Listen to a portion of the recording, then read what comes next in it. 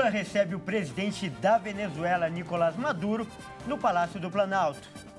Depois de 3 anos, São Paulo registra 2 mortes por febre amarela. E você vai ver também. O Senado se prepara para votar o novo arcabouço fiscal antes da reunião do Copom. O objetivo é reduzir a taxa básica de juros. Há 20 anos no poder, Recep Tayyip Erdogan é reeleito presidente da Turquia. E na Espanha, a Premier dissolve o parlamento e convoca novas eleições. E a gente fala também sobre a cruzada evangelística. Dessa vez, é Belo Horizonte que recebe o missionário R.R. Soares em 2 dias especiais de poder e bênçãos. Essas e outras notícias você confere a partir de agora.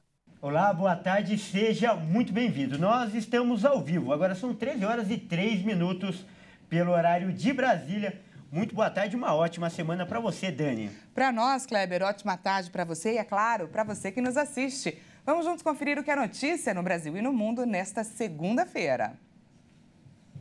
E a gente começa com notícias de Brasília. O presidente Luiz Inácio Lula da Silva recebeu na manhã desta segunda-feira o presidente da Venezuela, Nicolás Maduro, no Palácio do Planalto. O encontro acontece às vésperas da cúpula dos líderes da América do Sul, nesta terça-feira. O presidente venezuelano subiu a rampa do Palácio do Planalto ao lado da esposa, Cília Flores, que é ex-presidente da Assembleia Nacional, e foi recebido por Lula e pela primeira-dama Janja. Eles fizeram uma reunião bilateral privada. É a primeira vez que Maduro visita o Brasil desde julho de 2015, quando esteve no país para uma cúpula do Mercosul realizada em Brasília, no governo da ex-presidente Dilma Rousseff. O presidente venezuelano desembarcou em Brasília na noite de domingo. Ele está no Brasil para uma reunião de líderes sul-americanos, convocada pelo governo brasileiro. O encontro acontece nesta terça-feira no Palácio do Itamaraty e contará com um grupo de 11 presidentes da América do Sul. O principal objetivo é discutir a integração regional. A presidente peruana Dina Boluarte é a única que não estará presente. Isso porque a lei peruana proíbe ela de sair do país. O formato do encontro será bastante restrito. Apenas os presidentes, acompanhados dos respectivos chanceleres e mais 2 assessores, vão poder dialogar em 2 sessões fechadas no Palácio do Itamaraty. E o Senado espera votar o projeto do novo marco fiscal logo após o feriado de Corpus Christi, na semana do dia 12 de junho. Com isso, a aprovação é possível e ela deve acontecer antes da reunião do Copom, que define aí a taxa básica de juros do país. A previsão é do presidente do Senado, Rodrigo Pacheco. De acordo com o calendário que vem sendo traçado pela equipe de Pacheco, a proposta deve ser discutida nas próximas 2 semanas e será votada antes da reunião do Comitê de Política Monetária, o Copom, marcada para 20 e 21 de junho. Assim, caso o senador aprove o novo arcabouço, daria um sinal concreto ao Banco Central e ao Copom para uma possível redução na taxa básica de juros, a Selic. Esse plano, no entanto, esbarra nos pedidos que senadores da oposição e da própria base de apoio do governo têm apresentado ao presidente do Senado. Pacheco deve decidir na semana que vem se o projeto do novo regime fiscal vai passar pelas comissões. Os senadores da oposição querem que pelo menos uma comissão analise o texto. O senador Davi Columbre, que é apoiador do governo Lula, também demonstrou interesse que o projeto seja discutido na Comissão de Constituição e Justiça, da qual é presidente. A tramitação pelas comissões pode atrapalhar os planos de Pacheco, mas ainda há tempo suficiente para que o projeto seja aprovado antes do próximo Copom. E olha só, agora uma notícia boa para o bolso do consumidor, não é mesmo, Dani? Pois é, uma notícia muito boa. O preço médio do litro da gasolina caiu em média 20 centavos nos postos de combustíveis na segunda semana após os ajustes feitos pela Petrobras nas refinarias. Mas será que isso vai continuar nos próximos meses? Fica aí a pergunta. Bom, o consumidor pode se deparar, olha só, com uma verdadeira gangorra. Isso porque, por um lado, a nova política de preços da Petrobras baixou os valores dos combustíveis nas bombas. Mas, por outro, e é bom a gente lembrar, a volta da cobrança dos impostos federais e o aumento do ICMS devem aumentar também os preços da gasolina e também do diesel, né, Dani? Pois é, Kleber. E com isso, A tendência é que os preços dos combustíveis tenham uma leve queda em junho, mas olha só, apresentem um aumento no mês seguinte, ou seja, em julho. E esse sobe e desce de preços é o efeito gangorra que o Kleber acabou de falar para a gente. Segundo cálculos feitos por especialistas, para que não haja esse aumento em julho, seria necessária uma redução de 14% nos preços dos combustíveis de fato. Será que isso é possível? Isso é o que a gente vai descobrir agora na nossa entrevista de hoje.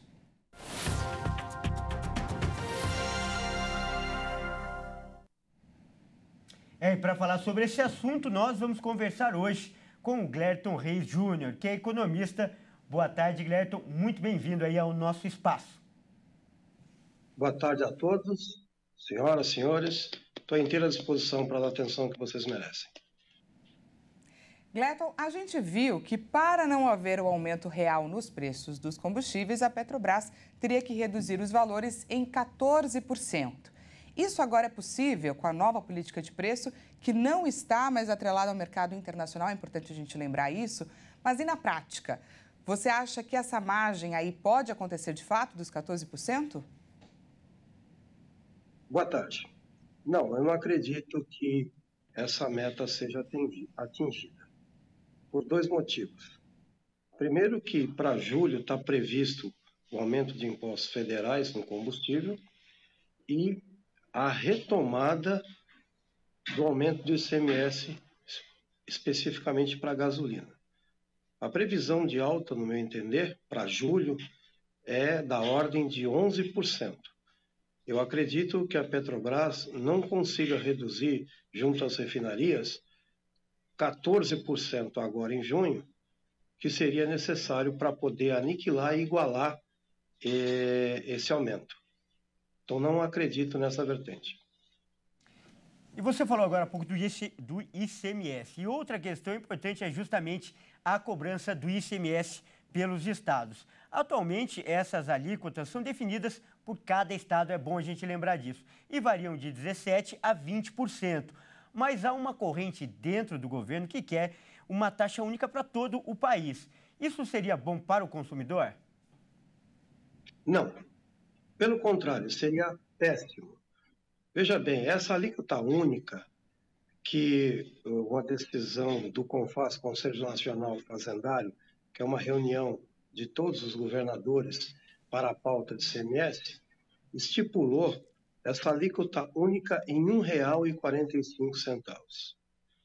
Isso é completamente equivocado, porque hoje a alíquota maior em todos os estados é a do Piauí e é de hoje 1,24. Ou seja, se o maior estado cobra 1,24, uma outra coisa que é importante se entender, São Paulo hoje é de 0,89 centavos. Rio de Janeiro é em torno de 0,94 centavos. Bahia, 0,91 centavos. E o maior de todos os estados, que é o Piauí, cobra 1,24. É um absurdo você colocar como média ponderada 1,45. Então isso, a meu ver, vai repercutir direto na bomba, com aumento para o mês que vem da ordem de 10,9% a 11,40% no preço da gasolina. E o que todo mundo quer saber, então, é, no final das contas, os valores dos combustíveis vão retornar aos patamares em que estavam anteriormente? Eu presumo que sim. Houve uma pequena redução, realmente, em função da política da Petrobras junto às refinarias, que você teve de maio para junho, a previsibilidade é em torno de média de 20 centavos de repercussão para o consumidor na bomba. Mas eu acredito que para o decorrer de julho, em função dessa política do CONFAS dos estados, essa redução será anulada com um aumento médio de 11%. Tá certo, nós acabamos de conversar com o Glerton Reis Júnior, que é economista. Muito obrigada pela sua participação. Às suas ordens, obrigado a vocês pela atenção. Até mais. Até mais. Bom, a gente muda de assunto agora para falar de saúde. O estado de São Paulo voltou a registrar mortes por febre amarela depois de 3 anos sem casos registrados. 4 pessoas foram infectadas e 2 morreram. A repórter Maria Clara Leite tem os detalhes. Segundo a Secretaria Estadual de Saúde, o estado de São Paulo não registrava casos de febre amarela desde 2020. Até que em janeiro deste ano aqui, um caso foi confirmado em Vargem Grande do Sul. Um homem de 73 anos que já está recuperado. Depois, em fevereiro, 2 casos foram confirmados no município de São Sebastião da Grama. Um paciente morreu e o outro se recuperou. O 4º caso aconteceu em abril, em São João da Boa Vista, com a morte do paciente. O vírus da febre amarela é transmitido pela picada de mosquitos transmissores infectados e a doença não é passada de pessoa para pessoa. Os primeiros sintomas são febre alta, calafrios, cansaço, dor de cabeça, dor muscular, náuseas e vômitos. A forma mais grave da doença é rara e costuma aparecer após um breve período de bem-estar, de cerca de 2 dias, quando podem ocorrer insuficiências hepática e renal, pele e olhos amarelados, manifestações hemorrágicas e cansaço intenso. Desde o primeiro caso registrado no estado de São Paulo, ações de vacinação foram realizadas nos municípios com contaminações e também nos vizinhos. A vacinação contra a febre amarela faz parte do calendário de imunização e está disponível em todos os postos de saúde do estado. A primeira dose do imunizante deve ser aplicada aos 9 meses de vida e a segunda aos 4 anos de idade. Nos 3 primeiros meses de 2023, a cobertura vacinal contra a febre amarela aqui no estado de São Paulo chegou a 82%, segundo informações da Secretaria Estadual de Saúde. E veja a seguir, Premier espanhol dissolve o parlamento e convoca novas eleições. E a gente fala também sobre a cruzada evangelística. Dessa vez é Belo Horizonte que recebe o missionário R.R. Soares em 2 dias especiais de poder e muitas bênçãos. Nós voltamos já.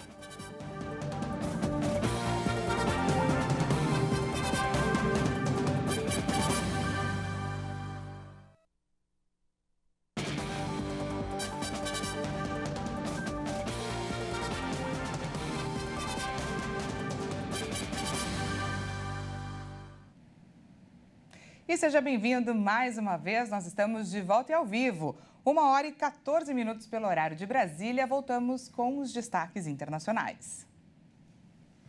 E olha só, a Turquia reelegeu na noite de domingo o presidente Recep Tayyip Erdogan.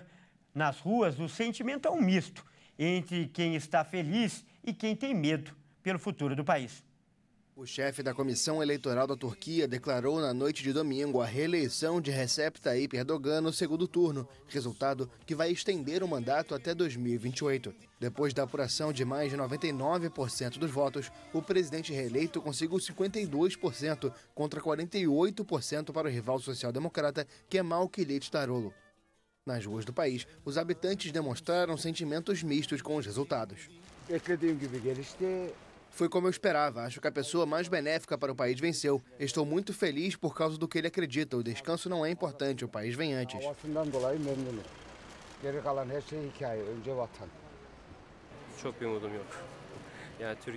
Eu não tenho esperanças mais, não tenho esperanças pela Turquia. Quero morar fora assim que eu conseguir. Sou estudante de engenharia e vou me dar melhor em outro lugar. Os resultados confirmaram as previsões para o segundo turno, que tinha Erdogan como favorito, apesar do desejo de mudança de parte do eleitorado, da inflação galopante e das denúncias das restrições de liberdades individuais. Erdogan foi parabenizado pela eleição por diferentes líderes internacionais, como o presidente russo Vladimir Putin e o ucraniano Volodymyr Zelensky, além do governo chinês e do americano. E na Espanha, as eleições foram antecipadas para o final de julho, após os resultados das municipais e regionais deste último domingo. O parlamento vai ser dissolvido nesta segunda-feira. O presidente do governo da Espanha, Pedro Sánchez, anunciou nesta segunda-feira a antecipação das eleições legislativas no país para 23 de julho, depois da grande derrota do Partido Socialista nas votações municipais e regionais de domingo. O Conselho de Ministros vai se reunir durante a tarde para aprovar a medida, cuja publicação no Diário Oficial do Estado na terça vai resultar na dissolução do parlamento. A convocatória formal das eleições aparecerá. A convocação formal das eleições vai ser publicada amanhã no Diário Oficial do Estado, de forma que as eleições vão ser celebradas no domingo, dia 23 de julho, de acordo com os prazos que a lei estabelece. Tomei essa decisão devido aos resultados das eleições celebradas no domingo. À vista dos resultados das eleições celebradas ayer. A data limite para realizar as eleições era em dezembro e poucos acreditavam em uma antecipação, já que a Espanha vai ter a presidência da União Europeia no segundo semestre deste ano. Nas eleições municipais e regionais, os conservadores do PP retomaram prefeituras importantes dos socialistas, entre elas Sevilha e Valência, além de conquistarem a reeleição nos governos da cidade de Madrid. Os resultados também foram positivos para o partido de extrema-direita Vox, cujo apoio vai ser necessário para os conservadores em várias regiões. E olha só, um astronauta civil chinês vai ao espaço pela primeira vez para uma missão na estação Tiangong. O objetivo é enviar a longo prazo um voo tripulado à Lua até 2030.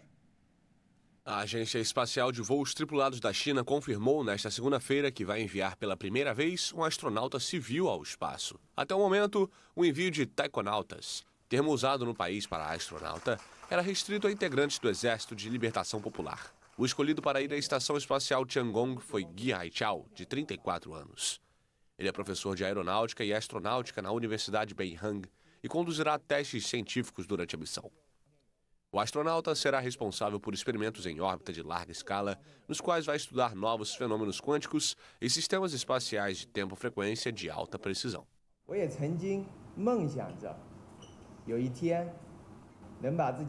Sempre tive esse sonho de um dia poder lançar meu amado trabalho de pesquisa científica no espaço.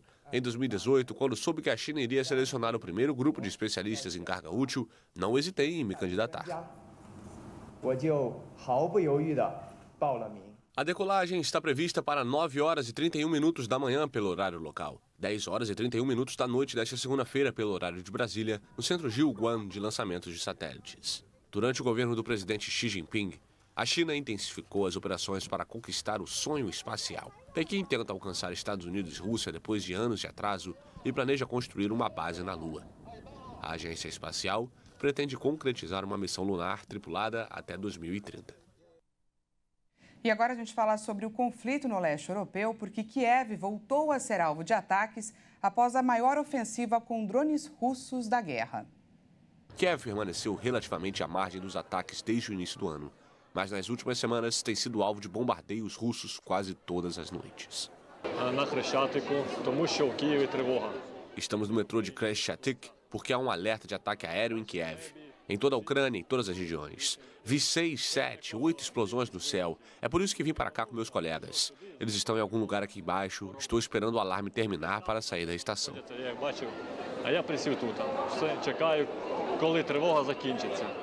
Após a investida russa, a Ucrânia disse que derrubou todos os mísseis disparados contra o país nesta segunda-feira. Esta foi a segunda onda de ataques contra Kiev em menos de 24 horas. No domingo, Kiev garantiu que conseguiu frustrar o maior ataque de drones lançado na capital desde o início da invasão russa há 15 meses. 2 pessoas morreram e 3 ficaram feridas. A Força Aérea Ucraniana anunciou que destruiu 52 dos 54 drones enviados com explosivos para bombardear a cidade. E de olho na poluição derivada do consumo e também do descarte do plástico, representantes de 175 países se reúnem a partir desta segunda-feira em Paris para definir um acordo que leve a um tratado para acabar com a poluição.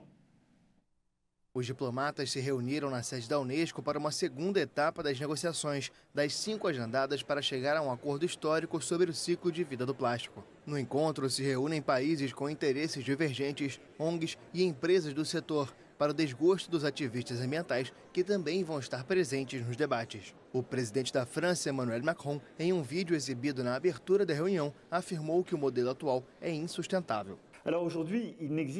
E hoje não há somente um lugar no mundo que esteja livre da poluição do plástico. Essa poluição está se acelerando. Se não fizermos nada, a geração de lixo plástico vai triplicar até 2060.